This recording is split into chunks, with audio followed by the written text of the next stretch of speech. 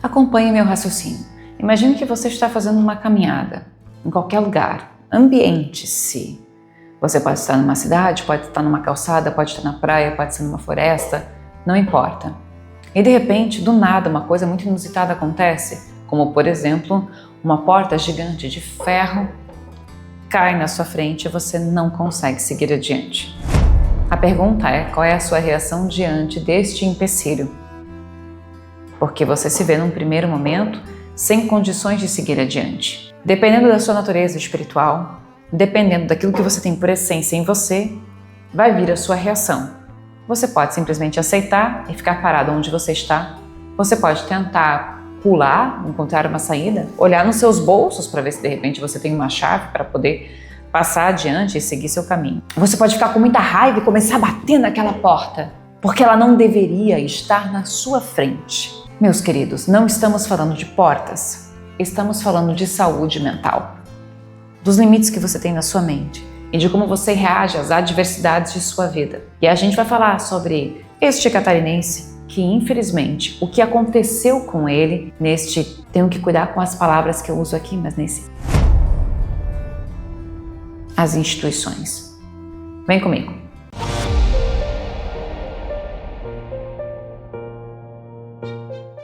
Sejam vocês todos muito bem-vindos a mais um vídeo aqui do meu canal. Se você não me conhece, permita-me, eu me chamo Fernanda Rusver, este é o meu universo de arte, vida e espiritualidade. Dá o seu joinha, inscreva-se no canal se você não é inscrito ainda e me siga nas redes sociais.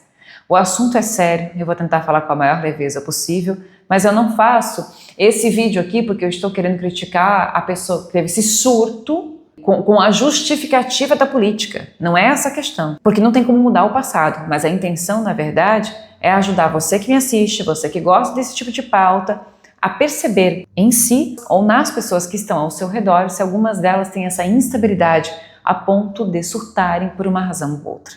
Nós percebemos, não tanto, acho que na história do Brasil, acho que a gente não tem tanto disso. A gente sempre ouviu falar, pelo menos posso falar por mim, sempre ouvi falar mais histórias que acontecem nos Estados Unidos. As pessoas têm surtos e pegam algum tipo de arma, e daí tem o cara do cinema e o cara que entra na escola. Teve aqui, né, a questão da escola, em Suzano, se eu não estou enganada, aqueles rapazes, eu não esqueço a visão que eu tive deles naquele momento. Eu fiz vídeo na época, e quando eu remeto àquela notícia, vem a mesma visão de uma outra vida deles. Não é uma coisa tão comum no Brasil ainda, eu tenho até medo que isso se torne comum, porque tudo que é extremo demais, em qualquer circunstância, eu acredito assim, gente, não querer viajar muito na maionese, mas tenta entender a minha linha de raciocínio.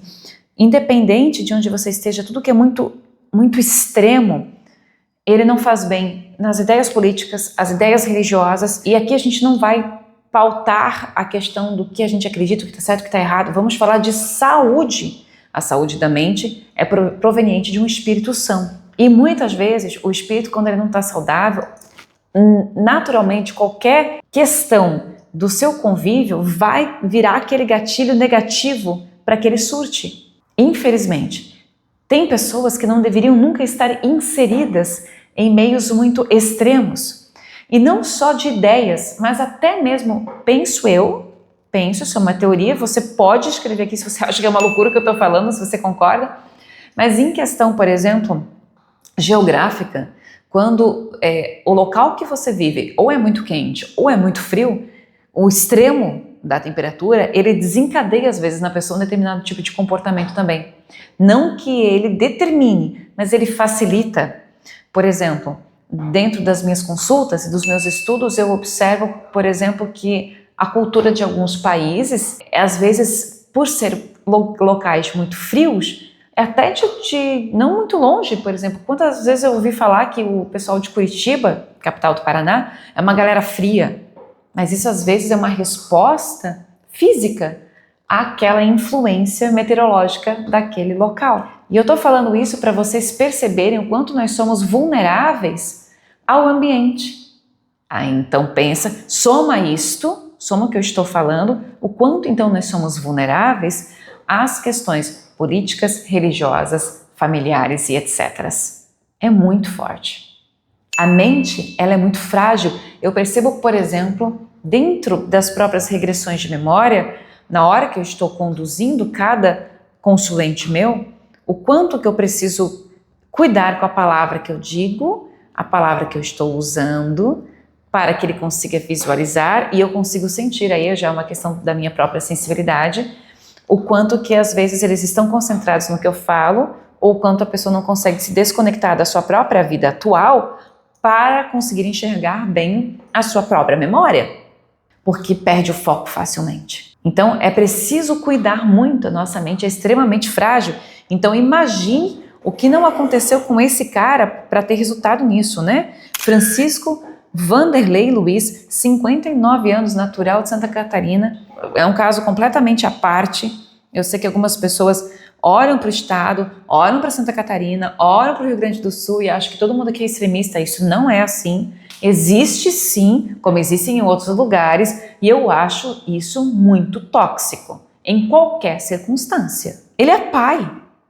2 filhos, um de 37 anos, outro de 38, do seu primeiro relacionamento. Foi candidato a vereador na cidade do Rio do Sul, que é aqui perto, inclusive uma cidade muito triste. Rio do Sul eu já conheci, já estive lá algumas vezes, e ela é uma cidade que tem sofrido muito com as cheias, porque eu acho que o próprio Rio Itajaí corta essa cidade, se eu não estou enganada, pelo que eu me recordo de na infância visitar lá. Olha só, ele foi candidato a vereador em Rio do Sul em 2020, obtendo 98 votos. Então, assim, não é muito popular a pessoa. Ele já tem 98 votos, não é nada, né, gente, para quem é candidato. Então, ali já tem uma rejeição. O cara, ele já, eu não sei, não estou aqui para avaliar, mas só para tentar trazer um perfil para vocês, se esses filhos são do primeiro relacionamento, e aí teve até o depoimento de sua ex-mulher, que ele tinha por intenção acabar com o ministro. É isso, né? Alexandre de Moraes. Entre outras pessoas, inclusive, ele gostaria de chegar até, pelo que eu vi aqui, William Bonner, Geraldo Alckmin e José Sarney. Então, eu só nesse pequeno contexto, ao ler a parte assim da vida dele, ou seja, o que eu posso entender? Não sei se ele tinha alguém estava se relacionando com alguém, não sei como ele era como pai, com seus filhos, não estou aqui para ver isso, mas diante do exposto, nós temos um cara que sofreu algumas rejeições. Vamos supor, é uma linha de raciocínio. Não deu certo um relacionamento, quebrou-se ali. Aí ele foi candidato a vereador, teve rejeição, 98% não é nada. Será que ele sofreu mais rejeições em sua vida? Será que esse foi o gatilho? Aí tá, de repente, uma pessoa com um espírito de perfil mais carente e acaba mergulhando em ideias que provavelmente já existem dentro dele. O ambiente, ele facilita aquilo, ele desencadeia. Então, a ideia extremista de um determinado partido, ou a ideia extremista de uma determinada religião, de uma determinada seita, daí não importa. O que acontece é que o cara, ele vai para o extremo para tentar suprir alguma coisa dentro dele, como se aquilo fosse uma fuga. E dependendo da natureza desse espírito, como eu falei, com esse exercício lúdico, essa ideia lúdica que eu trouxe para vocês no início do vídeo acerca da porta, diante daquilo que lhe acontece na vida, revela-se o tipo de perfil, a essência daquela alma. Como você reage àquele empecilho? Uma das questões básicas na terapia, por exemplo, dos cursos que eu fiz, era estar sempre atento a como você reage a mudanças. Você que está me assistindo, coloca aí nos comentários como você reage a mudanças. Porque você pode programar a sua vida de uma determinada maneira, você pode programar o seu dia de uma determinada maneira, e aquilo de repente se quebra por razões aleatórias, assim, independente das razões, mas aquilo se quebra. Por isso eu coloquei a porta nessa ideia, porque não tem cabimento uma porta aparecer do nada ali. Como muitas vezes não tem cabimento certas quebras, a gente é que pensa assim, não tem cabimento ser desse jeito. A vida, o que te aconteceu, como para ele, pelo que eu percebi aqui em alguns relatos, provavelmente não havia cabimento na cabeça dele a situação política em que está. Eu não estou dizendo que concordo ou discordo, eu não vou trazer pauta política aqui. A questão é, na cabeça dele, ele não aceitava. Então ele se torna rebelde. E um espírito que tem, para fazer uma coisa dessa, ele tem em si um ódio, ele tem uma raiva, ele tem uma predisposição violenta, senão ele não faria. Então torna-se um surto. Qualquer coisa extrema torna-se um surto para uma mente que é frágil, que é vulnerável, como é de todo mundo, é muito difícil alguém não ter alguma fragilidade mental aqui ou ali em sua vida. Observe, vamos contextualizar aqui um pouquinho o que aconteceu com ele, né? O que ele fez no caso. Ele também era conhecido como Tio França. E ele tinha ideias nas redes sociais, algumas ideias consideradas teorias conspiratórias. Como, por exemplo, ele pedia mudanças como urnas auditáveis. Dia 13, quarta-feira foi, né? Dia 13 de novembro, na Praça dos Três Poderes, em Brasília. Ele lançou explosivos contra a Estátua da Justiça. Você já percebe que não tem muita lógica, que pode ser um protesto de uma pessoa ali sozinha, tá? Que tá jogando uma bomba, explosivos, na estátua ali da Justiça. Teoricamente, isso não vai matar ninguém. Não tem muita inteligência. Nenhum surto tem inteligência. Ele só tem o ataque da raiva. Ele tem o ataque do ódio. E isso, muitas vezes, é alimentado dentro de cada pessoa, dependendo de onde ela coloca a atenção dela. Se a pessoa assiste ou consome muito conteúdo de uma determinada categoria, aquilo que seja negativo, aquilo vai alimentar. Por que ela não pode ver conteúdos mais pacíficos? Porque muitas vezes ela não tem paz dentro dela, não tem amor, não tem leveza dentro dela. Tudo que vai para fora, ele já explodiu por dentro. Ele está dentro daquela alma, ele está dentro daquele pensamento. E no lançar desses explosivos, ele acaba desencarnando. Antes do ataque, Francisco havia publicado em suas redes sociais mensagens ameaçadoras contra as instituições e algumas figuras públicas, como já citadas aqui. O caso continua, obviamente, né, em investigação, tudo é muito recente para tentar entender. Ele usava mensagens criptografadas, referências bíblicas em suas comunicações, ou seja, ele tem esse tipo de base. No porta-malas dele havia fogos de artifício e tijolos, e o carro era dele. Antes dessa explosão, o Francisco ele tenta entrar no prédio. Ele jogou um explosivo embaixo da marquise do edifício, mostrou que tinha artefatos presos ao corpo a um vigilante. Em um relato à Polícia Civil, um segurança do STF afirmou que o homem estava com uma mochila de onde tirou uma blusa, alguns artefatos e um extintor. A blusa foi lançada na estátua em frente ao Supremo. Quando o segurança tentou se aproximar, o homem abriu a camisa e o segurança viu algo, acreditando ser uma bomba. 2 ou 3 artefatos foram lançados pelo homem e estouraram. Depois ele se deitou no chão, acendeu o último artefato e colocou na cabeça como um travesseiro.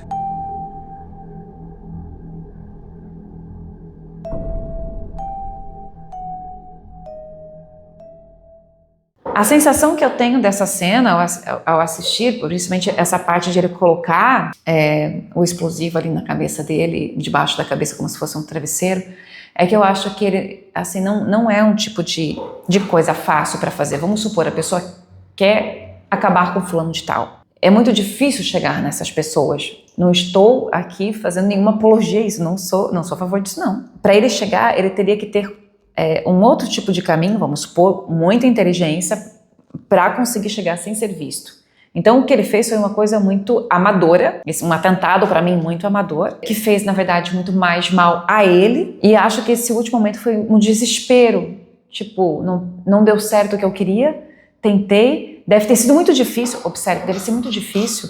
Ele se prepara, ele pensa tudo, mas na hora de executar deve ser uma coisa muito difícil. A pessoa fica nervosa. E a mente, aqui todos nós temos a nossa sombra e a nossa luz dentro de nós. Nessa hora ele pode ter tido influências espirituais, tanto negativas quanto positivas, querendo frear. E como a mente ela tem a sua vulnerabilidade natural, o surto naquela hora piorou. Então quando ele vê que ele não tem saída, ele acaba com ele mesmo. É a percepção que eu tive, não sei se você viu dessa maneira também. Neste caso, as investigações continuam, eu acredito que possa ter dado um susto nessas pessoas ali que estavam trabalhando, até para quem assistiu isso depois, quando eu olhei na televisão eu vi aquilo, eu fiquei, mas meu Deus, não vi neste ato, eu vi um ato de inteligência, de um cara, como se fosse, sabe, assim, a gente fala tanto em psicopatas, por exemplo, pessoas que arquitetam, isso e aquilo, não, ele agiu no calor, ele agiu num surto realmente, com certeza uma pessoa que deve já ter trazido, já deve ter mostrado uma certa toxicidade em seu comportamento. E tudo aquilo que é extremo é extremamente Ficou redundante o que eu tô falando, mas tudo que é extremo é extremamente nocivo a todos nós. Tudo que é demais faz mal. Se você comer demais faz mal, ou se você comer um determinado tipo de alimento apenas, ele vai fazer mal. Tudo que é demais faz mal. Ficar demais só com uma pessoa, pensar demais só de uma determinada maneira, faz mal. Nós precisamos aprender a ter equilíbrio. O equilíbrio é que, na verdade, traz a verdadeira saúde, tanto para o espírito, quanto para o corpo físico, quanto para a nossa mente. Porque se, por exemplo, eu que falo tanto em espiritualidade aqui e tudo mais, se só o espírito fosse importante, não teria lógica estarmos reencarnados, estarmos numa carne. Então o nosso corpo merece respeito. Aquilo que nós aprendemos da matéria também merece respeito. Eu observo muitos espíritas bitolados também, extremistas. Só o espiritismo importa, como se as demais literaturas não importassem, como se os demais filmes não importassem. Então a Terra não vale nada? Estar reencarnado não vale nada? O avanço de tudo que existe na Terra não é fruto, não é instrumento para a gente aplaudir e se orgulhar com as conquistas positivas humanas? Às vezes a pessoa que conheceu o Espiritismo menospreza tudo que é da Terra. Por favor. Para que esse extremo? Parece que está fugindo de alguma coisa. Como ele me parece que está fugindo, talvez de si mesmo. A ponto de fazer um ato que no fim das contas foi maléfico para ele, negativo para ele, e não foi uma atitude inteligente. Porque ali havia uma instabilidade mental. Eu particularmente tenho mais receio de pessoas assim do que necessariamente dos ditos psicopatas que planejam as coisas, que pensam, etc. Eu acho, porque você nunca sabe exatamente quando uma pessoa vai surtar. Não que um psicopata não surte. A mente é vulnerável para todos. Ninguém está isento. Por isso, orai e vigiai o tempo inteiro. Equilíbrio é importante, em todos os sentidos. E por falar em saúde mental, logo, saúde espiritual, saúde energética. Vem para a minha turma. Vem fazer parte da minha turma no curso das energias. Mais informações no box aqui do vídeo. Você pode parcelar sem juros no seu cartão de crédito. E olha, tem mentoria comigo e o curso é pela Hotmart.